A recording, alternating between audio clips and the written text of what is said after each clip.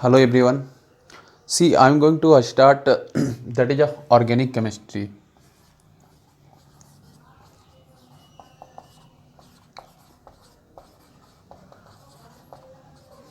अगर हम organic chemistry की बात करें तो सबसे आपको जो पोर्शंस पढ़ना होता है that is a organic compound. Organic compound है ना। हम बचपन से क्या देखते आए हैं, अगर ऑर्गेनिक कंपाउंड की बात करें तो organic compounds are those compounds है ना विच आर फाइंड फ्रॉम किससे, तो लिविंग ऑर्गेनिज्म है ना। यूँ कहें कि वेस्टेज ऑफ लिविंग ऑर्गेनिज्म है ना। मतलब क्या हुआ कि अगर हम बात करें ऑर्गेनिक कंपाउंड का है ना, तो उसके बारे में कहा जाता है कि आपको wastage of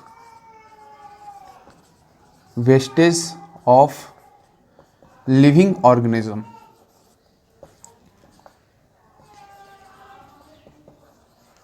wastage of living organism से जो कंपाउंड फाइंड आउट होगा उसे हम किस नाम से जानेंगे, ऑर्गेनिक कंपाउंड के नाम से जानेंगे है ना। ये बहुत पुराना थ्योरी है। उसी तरह से आप इसके बारे में सुना होगा इनऑर्गेनिक कंपाउंड के बारे में। अगर इनऑर्गेनिक कंपाउंड की बात करें तो इनऑर्गेनिक कंपाउंड के बारे में आपको क्या देखने को मिलेगा कि इनऑर्गेनिक कंपाउंड वो कंपाउंड्स होते हैं जो आपको अर्थ क्रस्ट से मिलता है, अर्थ क्रस्ट से।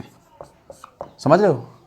मतलब ये बहुत पुराना, जब सबसे पहला बार ऑर्गेनिक और इनऑर्गेनिक को डिफाइन किया गया था तो सबसे आपको इनिशियल फेज का डिफिनेशन यही देखने को मिला था और लोगों ने माना भी है ना।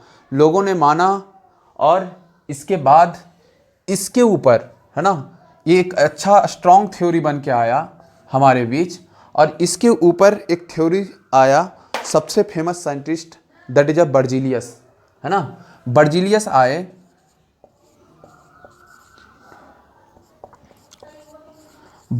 आए और उन्होंने इसके ऊपर एक थ्योरी दिया।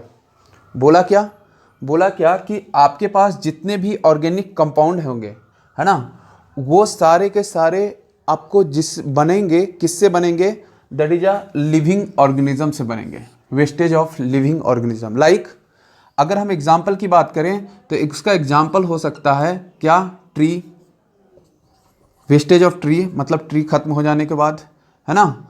एनिमल्स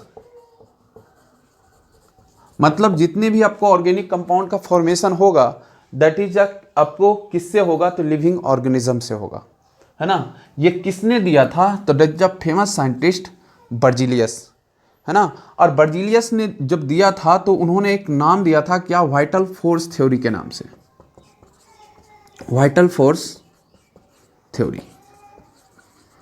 उन्होंने क्या बोला कि एक आपको ऑर्गेनिक कंपाउंड को जो है,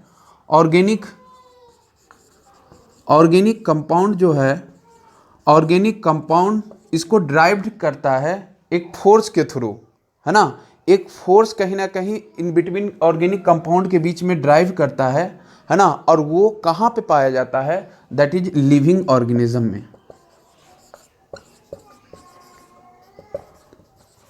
आपको लिविंग ऑर्गेनिज्म में आपको ऑर्गेनिक कंपाउंड मिलता है और देखने को ये मिलता है कि इसके अंदर कहीं ना कहीं एक फोर्स जनरेट होता है और वो फोर्स है ना जो वाइटल फोर्स के नाम से जानते हैं है ना। वाइटल का मीन्स होता है अदृश्य, जिसको हम पहचान नहीं सकते हैं, जिसको हम जान नहीं सकते हैं, ठीक है। जिसको हम पहचान नहीं सकते, जिसको हम जान नहीं सकते हैं, वो अदृश्य फोर्स जो है आपको कहाँ पे मिलेगा, तो that is a living organism में देखने को मिलेगा, ठीक है।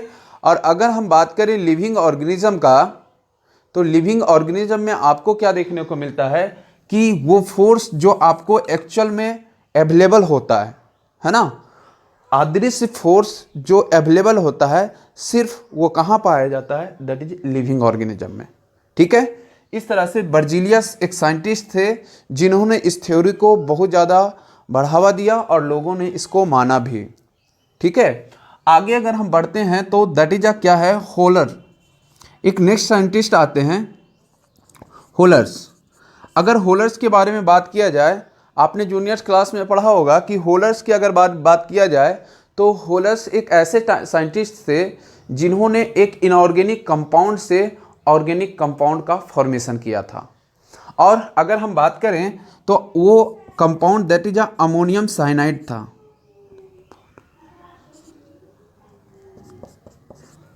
है ना, इसको क्या बोलते हैं? अमोनियम। अमोनियम क्या? साइनाइड। हम क्या करते हैं, होलर्स एक ऐसे साइंटिस्ट है जो अमोनियम साइनाइड या NH4CnO को क्या किया, उन्होंने हीटअप कराया, सिंपल सा हीटअप कराया। है ना, जैसे ही हीटअप कराया तो उन्होंने क्या देखा कि आपको एक कंपाउंड बनता है that is C double bond O, आप स्ट्रक्चर बना सकते हो, है ना, C double bond O NH2, है ना, जिसको हम किस नाम से जानते हैं? यूरिया के नाम से। ये आपके पास इनऑर्गेनिक कंपाउंड है, इनऑर्गेनिक कंपाउंड है, जबकि ये क्या है? एक ऑर्गेनिक कंपाउंड है, ऑर्गेनिक कंपाउंड है। अब क्या होता है कि आपके पास जो बरसों से एक थ्योरी चल रहा था, किस फॉर्म में? वाइटल फोर्स थ्योरी के फॉर्म में।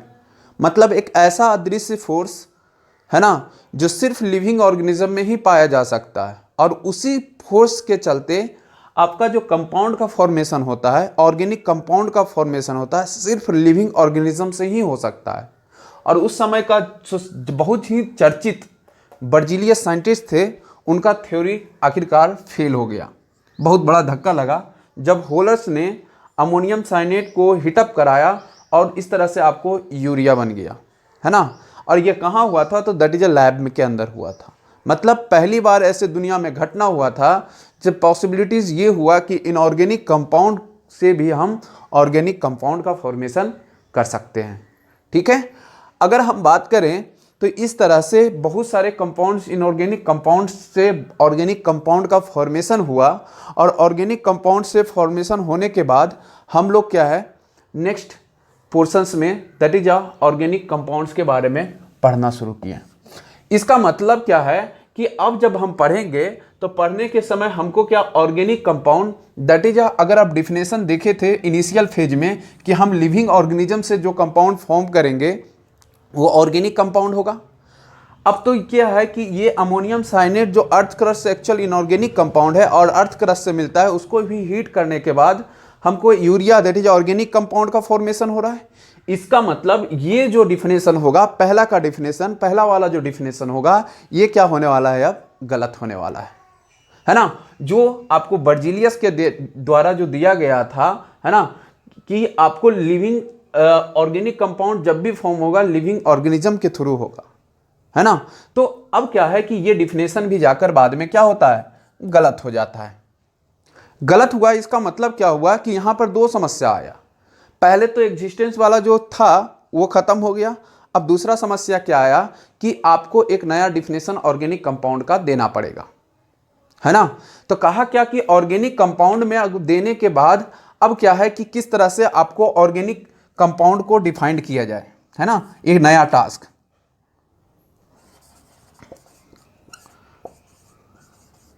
अब ऑर्गेनिक कंपाउंड को हम कैसे डिफाइन करें?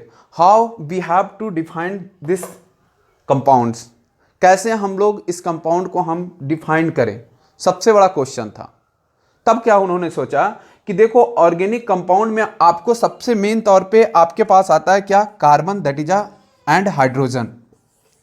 अगर हाइड्रोजन एंड कार्बन से जो कंपाउंड मेनली आपको ऑर्गेनिक कंपाउंड में देखने को मिलते हैं, एक कार्बन दूसरा हाइड्रोजन, है ना। तो एक कार्बन और दूसरा हाइड्रोजन, आपके पास जितने भी कंपाउंड्स फॉर्म होंगे कार्बन और हाइड्रोजन से, है ना, जिसको हम हाइड्रोकार्बन के नाम से भी जानते हैं, हाइड्रोकार्बन के नाम से भी जानते हैं। तो कहा जितने भी कंपाउंड्स का फॉर्मेशन होगा, है ना, जितने भी कंपाउंड्स का कार्बन और हाइड्रोजन से होगा, है ना, जिसको हम हाइड्रोकार्बन से नाम से जानते हैं, उसको हम ऑर्गेनिक कंपाउंड के नाम से जानेंगे।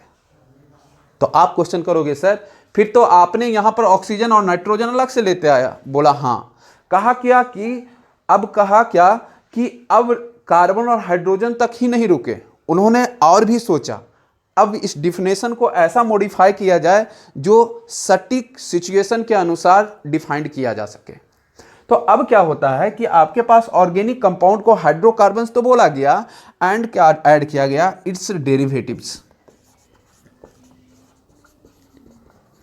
कहा इट्स डेरिवेटिव्स, मतलब ऑर्गेनिक कंपाउंड्स वो कैसे डिफाइन करेंगे, तो कहेगा क्या, those compounds which are made from, है ना, those compound which are made from hydrocarbons and their derivatives are known as क्या, ऑर्गेनिक कंपाउंड। समझ रहे हो बात को, कैसे डिफाइन करोगे, तो लिख सकते हो those compound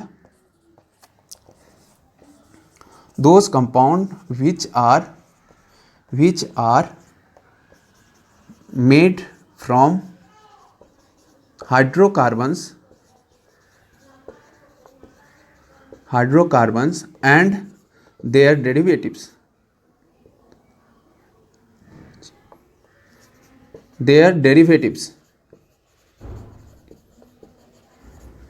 is known as क्या, ऑर्गेनिक कंपाउंड। ठीक है, तो आपको डेरिवेटिव्स का इसका मतलब क्या है, इसका डेरिवेटिव्स का मतलब है फ्लोरीन, क्लोरीन का आना, ऑक्सीजन का, नाइट्रोजन का, ऐसे ढेर सारे आपको, है ना, इतने आपको जो अदर्स हाइड्रोजन और कार्बन को छोड़कर जो पार्टिसिपेशन करेंगे उसका डेरिवेटिव्स बोलेंगे। ठीक है, हाइड्रोकार्बन्स के डेरिवेटिव्स बोलेंगे। ठीक है, तो इतना सारा आपको मिलने के बाद आपको एट लास्ट क्या देखने को मिला कि ऑर्गेनिक कंपाउंड को भी हम कंप्लीटली मॉडर्न तरीके से सिचुएशन के आधार पे हम बांट सकें। ठीक है,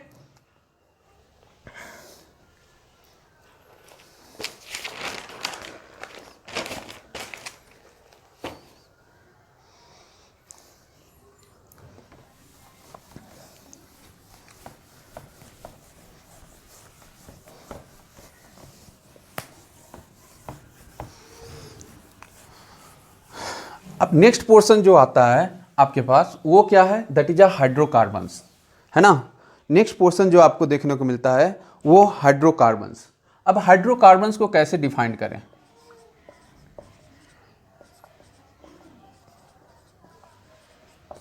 हाइड्रोकार्बन्स, है ना, तो कैसे हम डिफाइन करें,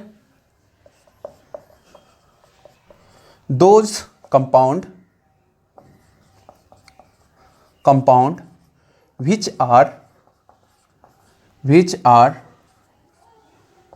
made from hydrogen and carbon is known as क्या, is known as हाइड्रोकार्बन्स। ठीक है, इसको हम किस नाम से जानेंगे, हाइड्रोकार्बन्स के नाम से भी जानेंगे। ठीक है, एक तो आपके पास एक हाइड्रोकार्बन्स आ गया। अगर हम बात करें हाइड्रोकार्बन्स को, तो हाइड्रोकार्बन्स को हम लोग फर्दर डिवाइड करते हैं, मतलब क्लासिफिकेशन ऑफ हाइड्रोकार्बन, ऐसा आप हेडिंग डाल सकते हो, क्या, क्लासिफिकेशन ऑफ हाइड्रोकार्बन्स, है ना, क्लासिफिकेशन ऑफ हाइड्रोकार्बन। अगर आप क्लासिफिकेशन की बात करें तो इसको क्लासिफाई किया गया है दो भाग में, एक होगा सैचुरेटेड और दूसरा कौन होगा, अनसैचुरेटेड, है ना। और अगर अनसैचुरेटेड की बात करें तो आपके पास दो भाग में इसको फर्दर डिवाइड किया गया है, एक डबल बॉन्ड, दूसरा होगा ट्रिपल बॉन्ड। डबल बॉन्ड में आपको ये साइन लगेगा, जबकि ट्रिपल बॉन्ड में ये साइन, है ना। अगर हम बात करें यहाँ पर आपको सिंगल बॉन्ड होगा, ठीक है ना, इसको हम क्या बोलेंगे, सिंगल बॉन्ड, जेम्स बॉन्ड नहीं, है ना, single bond, double bond and triple bond, समझ रहे हो। अब आपके पास ये सिंगल बॉन्ड, दूसरा डबल बॉन्ड एंड तीसरा ट्रिपल बॉन्ड, इस तरह से हम हाइड्रोकार्बन्स को डिफाइन किए। अब कहा क्या कि अगर जो कार्बन और कार्बन के बीच में, मतलब कार्बन और कार्बन के बीच में जब सिंगल बॉन्ड रहेगा इसे हम एल्केन के नाम से जानेंगे। ठीक है, इसके बीच में अगर डबल बॉन्ड मतलब कार्बन और कार्बन के बीच में अगर डबल बॉन्ड रहेगा उसे हम एल्कीन के नाम से जानेंगे। और तीसरा दैट इज अ कार्बन और कार्बन के बीच में है ना ट्रिपल बॉन्ड रहेगा उसे हम एल्काइन के नाम से जानेंगे। मतलब कोई भी चेन आपके पास अवेलेबल हो है ना, वो साइक्लिक हो, ओपन हो, कोई भी हो, अगर सिंगल बॉन्ड होगा तो उसे हम एल्केन है ना, ANE है ना। दूसरे में अगर बात करें तो एल्कीन जब डबल बॉन्ड हो तब, जब ट्रिपल बॉन्ड हो तो उसे को हम एल्काइन के नाम से जानेंगे। बात समझ रहे हो? मतलब क्या हुआ कि हमने क्लासीफाई कर लिया एक सैचुरेटेड, दूसरा अनसैचुरेटेड, और इसको हम लोग सिंगल बॉन्ड, दूसरा डबल बॉन्ड, तीसरा ट्रिपल बॉन्ड है ना, इस तरह से हम लोग डिफाइन कर लिए। ठीक है,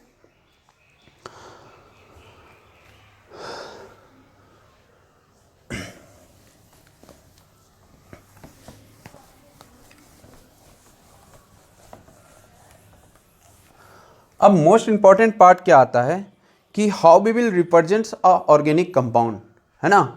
आप एक ऑर्गेनिक कंपाउंड को कैसे रिप्रेजेंट करेंगे? तो नेक्स्ट आपका आता है क्या, representation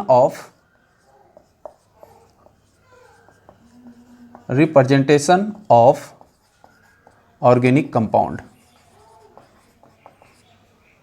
representation of organic compound, इसका रिप्रेजेंटेशन हम कैसे करें? ठीक है, तो पहला आपके पास आता है that is a molecular formula. Molecular formula जिसको हम किस नाम से जानते हैं? MF के नाम से जानते हैं। ठीक है, हम दूसरा किस नाम से जानते हैं? दैट इज अ MF के नाम से जानते हैं, और कहते क्या है? Molecular formula.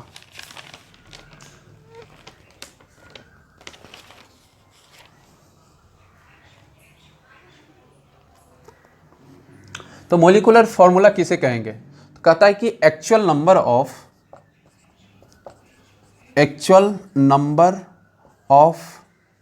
एटम्स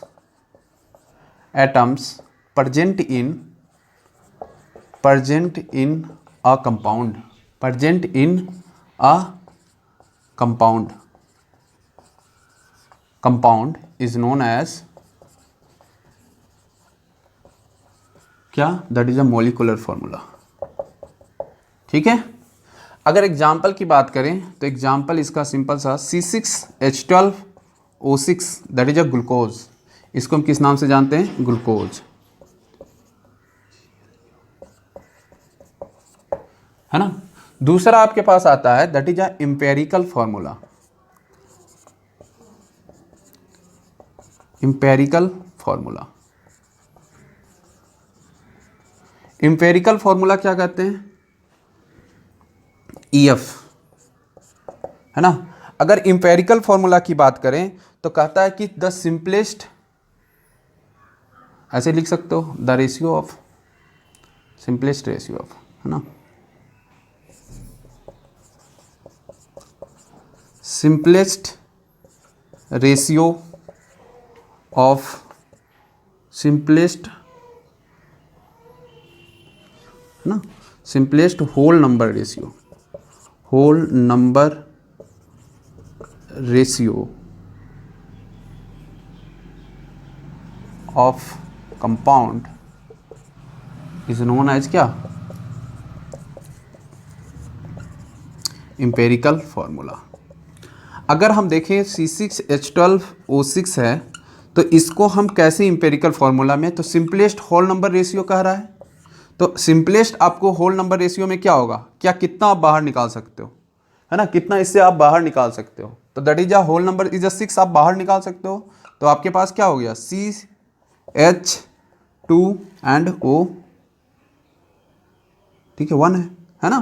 तो आपके पास 6 जैसे ही वालोगे तो 6:6 एंड 6 इंटू 2 दैट इज 12। अब 12 क्या हुआ? 2 आ गया। अब आपको 6 1 टाइम्स में कटेगा तो दैट इज 1 आ गया है ना। तो इसका मतलब क्या हुआ कि एम्पेरिकल फॉर्मूला क्या होगा? That is a simplest whole number ratio को हम क्या बोलेंगे? एम्पेरिकल फॉर्मूला है ना। अगर थर्ड नंबर की बात करें तो थर्ड नंबर में आपको आता है दैट इज क्या आता है? तो आपके पास कंडेंस फॉर्मूला,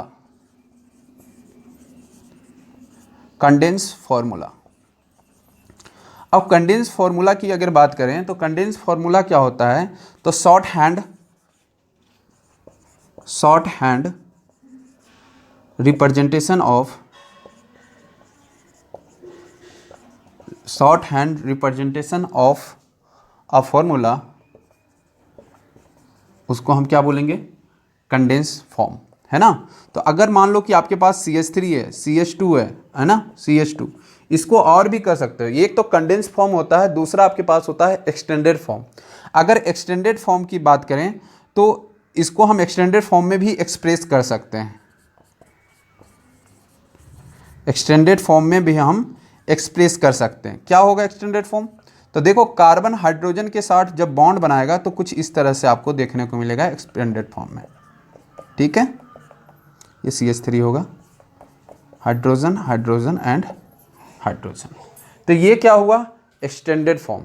किसका, तो कहा पहले तो आपको कंडेंस फॉर्म का ये एक्सटेंडेड फॉर्म कुछ इस तरह से आप लिख सकते हो, ठीक है। अगर हम चौथे की बात करें तो चौथा में आता है, that is a more important, bond line notation, bond line formula. किसको कहते हैं, तो कहता है कि representation structure between carbon carbon bond, है ना,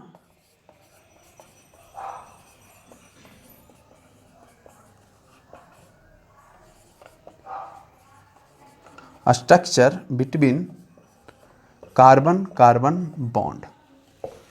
ये बॉन्ड है,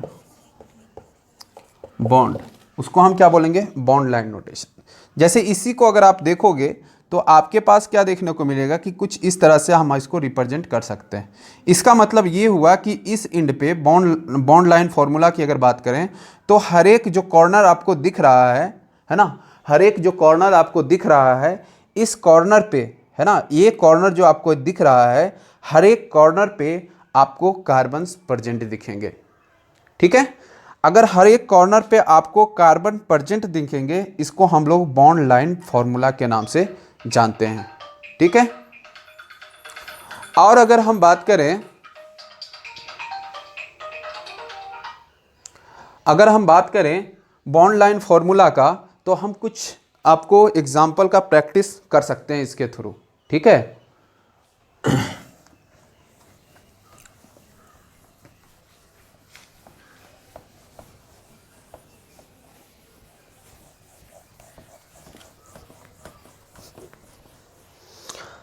अगर हम फॉर्मूला को अगर प्रैक्टिस करेंगे, है ना, इसको भी मिटा देते हैं, ओके रहने दें। तो देखो हम लोग कैसे एक प्रैक्टिस कर सकते हैं। तो सिंपल सा तरीका उसके लिए है, क्या कहता है,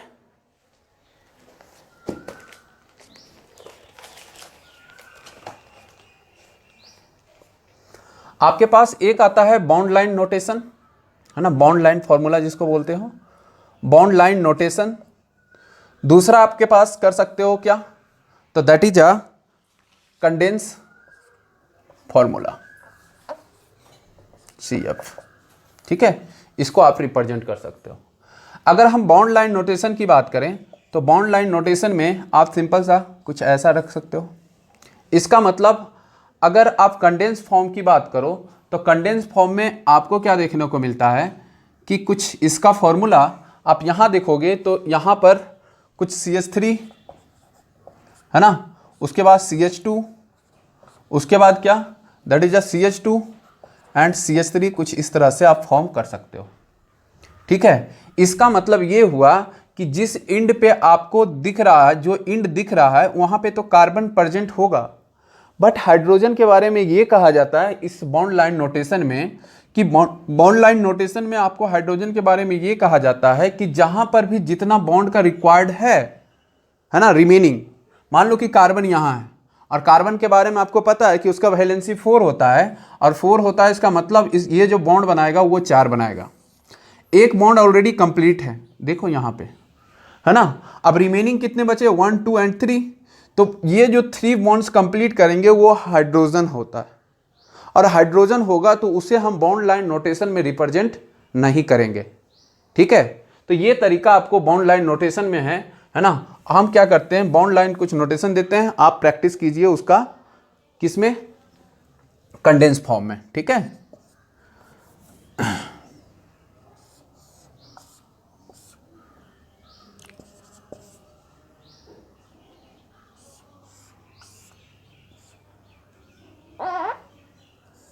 कुछ इस तरह से आप दे सकते हो, है ना। अगर मन करे तो यहाँ भी डबल बॉन्ड डाल दो और प्रैक्टिस करिए आप। अब देखोगे ये ट्रिपल बॉन्ड हो गया, सॉरी ये ज़्यादा लंबा हो गया, यहाँ पर आपको ट्रिपल बॉन्ड हो गया, है ना, ये डबल बॉन्ड हो गया। कुछ इस तरह से आप डिनोट कर सकते हो। पाँचवा की बात करें तो पाँचवा कुछ ऐसा, 6 नंबर की बात करें तो और भी अच्छा रहेगा।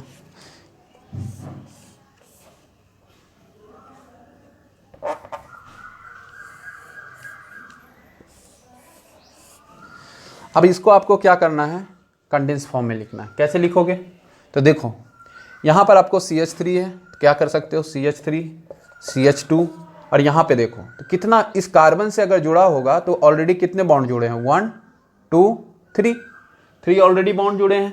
तो कितना हाइड्रोजन का जरूरत पड़ेगा, और 4 पूरा करने के लिए 1, तो इसका मतलब यहाँ पर क्या होगा, CH। नेक्स्ट में अगर इस इंड पे जाओ तो इस इंड पे आपको क्या है, 2 बॉन्ड ऑलरेडी कंप्लीट है और बचा कितना, 2, तो दैट इज कितना हो जाएगा, CH2, ठीक है। अगर हम तीसरे नंबर की बात करें तो कुछ इस तरह से आप कोशिश कर सकते हो। देखो यहाँ पर कितना बॉन्ड है जुड़ा हुआ, 1, है ना, बचा कितना, 3 रिमेनिंग, तो कितना हो गया, CH3। इस पोर्शन पे आओगे तो इस पोर्शन पे आपको ऑलरेडी कितना बॉन्ड है, 1 2 3, तो 3 बॉन्ड है, बचा कितना, 4 होने में, तो 1, तो दैट इज CH, है ना। नेक्स्ट पॉइंट की अगर हम बात करें तो नेक्स्ट पॉइंट में आपको क्या देखने को मिल रहा है कि 1 2 3 4 ये 4 बॉन्ड ऑलरेडी कंप्लीटेड है, तो क्या हाइड्रोजन होगा, नहीं, क्योंकि ऑलरेडी कार्बन को 4 ही बॉन्ड चाहिए और 4 बॉन्ड यहाँ पर क्या है, कंप्लीट है। अब नेक्स्ट पॉइंट की अगर इस पॉइंट पे आओगे तो यहाँ पर ऑलरेडी देखने को मिलेगा कि 2 बॉन्ड यहाँ कंप्लीट है, तो कितना चाहिए, 2 और चाहिए, तो 4 हो जाएगा, तो CH2, ठीक है। अब यहाँ देखते हैं, तो यहाँ अगर आप देखोगे तो यहाँ पर आपको क्या देखने को मिला कि CH2 कुछ इस तरह से आपको देखने को मिल रहा है।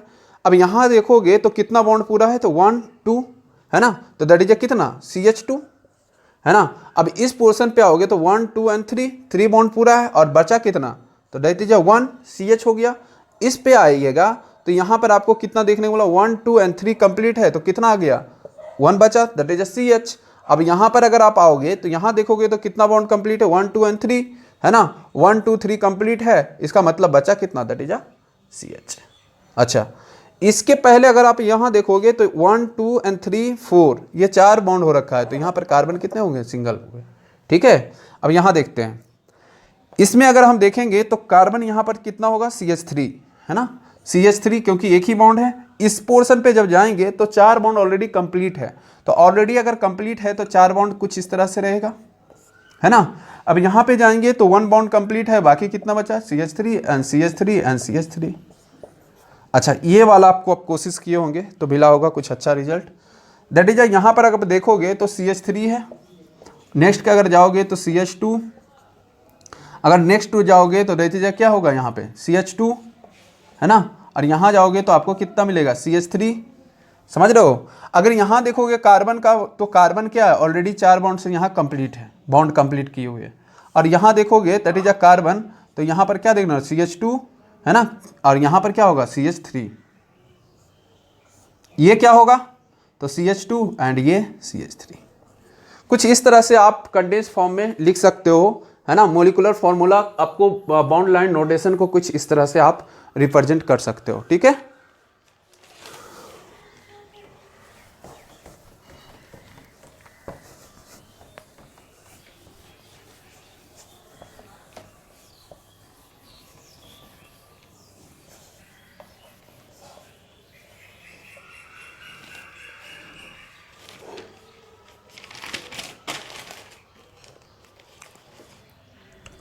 कितना, 5th नंबर हो गया ना, 6 नंबर आप कोशिश करते हैं। अच्छा क्वेश्चन करिए। देखो अगर कुछ इस तरह से आप देखोगे तो आप इसको कैसे रिप्रेजेंट कर सकते हो, आप कोशिश करो, है ना। तब तक मैं क्वेश्चन लिख लेता हूँ रिमेनिंग, आप इसको कुछ इस तरह से भी कर सकते हो। अगर नेक्स्ट की बात करें तो आप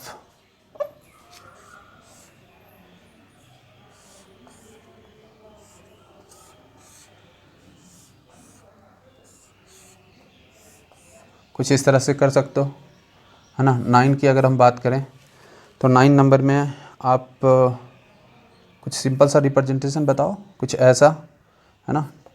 10 की बात करें तो बताइए, अच्छा इसका क्या होगा, है ना, करिए। अब देखो यहाँ पर अगर आप करोगे, कंडेंस फॉर्म में लिखने चाहोगे तो यहाँ पर क्या होगा, दैट इज CH3, आपके पास कार्बन हो गया, और यहाँ पर CH3, और ये क्या हो गया, हाइड्रोजन, और ये क्या है, दैट इज CH, है ना, ये CH3, और ये क्या हो गया, CH3। अगर इसकी बात करें तो ये CH2, है ना, CH2, ये कार्बन, ये आपको CH3, और ये आपको जुड़ गया कार्बन, है ना, दैट इज इधर डबल बॉन्ड है तो आपको CH2, एंड ये क्या होगा, CH3। अच्छा इसका आप लोग ये होंगे तो इसमें आपको क्या देखने को मिला कि दैट इज CH3, यहाँ पर नेक्स्ट में डबल बॉन्ड है तो CH2, है ना, CH2। नेक्स्ट की अगर बात करें तो आपको CH, है ना, CH2, नेक्स्ट बात करें CH2, next CH2 and CH3, है ना। अब यहाँ पर देखो कि एक बॉन्ड जुड़ा हुआ है तो आपको यहाँ पर क्या दिखेगा, CH2, CH3, है ना। अगर हम बात करें दैट इज CH, तो CH में आपको क्या देखने को मिला, CH2, ये CH2, ये CH2 एंड CH3, ठीक है। कुछ इस तरह से आप रिप्रेजेंट कर सकते हो। अच्छा यहाँ पर अगर आप देखें तो कार्बन और कार्बन यहाँ पर देख रहे होंगे कि एक इंड पे कार्बन होता है, तो इंड पे कार्बन बॉन्ड है मगर डबल बॉन्ड है, तो कैसे रिप्रेजेंट कर सकते हो, that is CH2 double bond CH2, ठीक है। कुछ इस तरह से रिप्रेजेंट। अच्छा यहाँ पे मोस्ट इंपॉर्टेंट पार्ट की यहाँ पर हम कैसे रिप्रेजेंट करें, देखो इंड आपको क्या देखने को मिल रहा है, एक इंड ये, एक इंड ये, इसमें तो कोई दिक्कत नहीं है। दिक्कत आपको यहाँ पे आ रहा होगा, देखो ये इंड है इसीलिए आपका डबल बॉन्ड क्या हो रहा है, ट्रिपल बॉन्ड आपको छोटा सा दिख रहा है ना। तो अगर यहाँ आप देखोगे तो इसको आप डिनोट कर सकते हो CH3, और यहाँ पर आपको कार्बन लगेगा क्योंकि यहाँ ट्रिपल बॉन्ड है इस कार्बन के बीच में, और ये क्या होगा, CH3, ठीक है।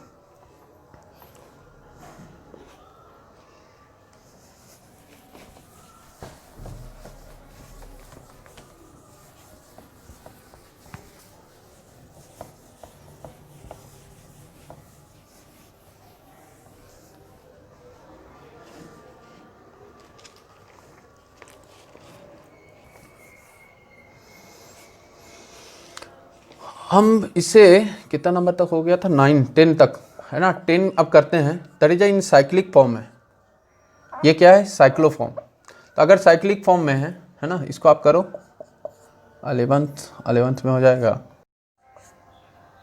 ये डबल बॉन्ड, 13 12 में आपको है कुछ इस तरह से,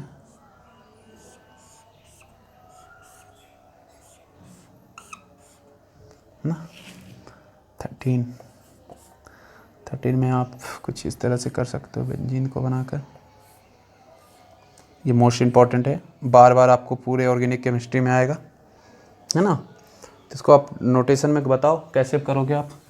अब देखो यहाँ पे अगर देखें तो यहाँ ऑलरेडी क्या है, इस कार्बन के बीच में डबल बॉन्ड अवेलेबल है, तो कितना होगा, CH2 होगा, है ना। यहाँ पर कितना होगा, CH2, यहाँ पे CH2 एंड CH2, ठीक है। यहाँ पे देखिए, अब इस नोटिस बॉन्ड की बात करें तो दैट इज CH2, है ना।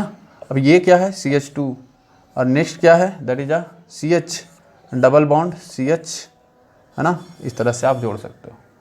नेक्स्ट की अगर हम बात करें तो दैट इज CH2, है ना, CH2, नेक्स्ट है CH, है ना, 2, next that is CH2, CH2, CH2, CH2, है ना। कुछ इस तरह से आप डाल सकते हो, CH2, CH2,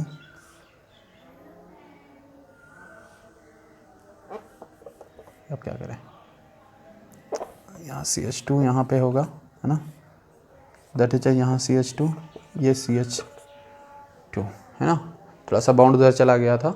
तो आपको एक परफेक्ट स्ट्रक्चर भी समझ में आना चाहिए। अगर यहाँ पे बात करें तो यहाँ पर देखो, तो यहाँ पर ऑलरेडी बॉन्ड कितने 1 2 3, तो यहाँ पर क्या होगा, दैट इज CH होगा, है ना।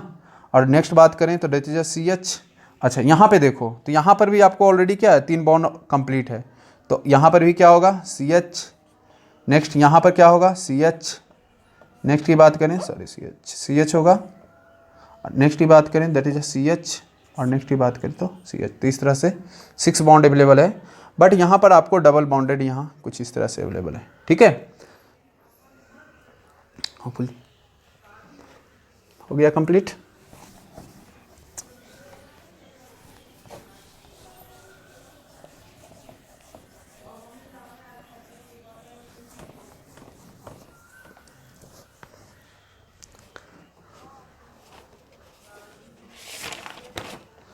तो इस तरह से आपको bond notation, line bond notation और साथ में कंडेंस फॉर्म रिप्रेजेंट करने के लिए क्लियर हो गया होगा, है ना। कोई भी आपको दिक्कत हो आप कमेंट करके पूछें, आपको जवाब दिया जाएगा। और कोशिश ये करें कि अगर आपको ऑर्गेनिक ये समझ में आ रहा होगा, that is a basic portion, मैं जस्ट इंट्रोडक्शन दिया हूँ, तो हम लोग कंटिन्यू रखेंगे इसी तरह से। और कोशिश कीजिए कि इस वीडियो को देखने के बाद थोड़ा शेयर और सब्सक्राइब बटन तो दबाना ही है, और दोस्तों में शेयर भी इसे कीजिए, ठीक है। So thank you very much.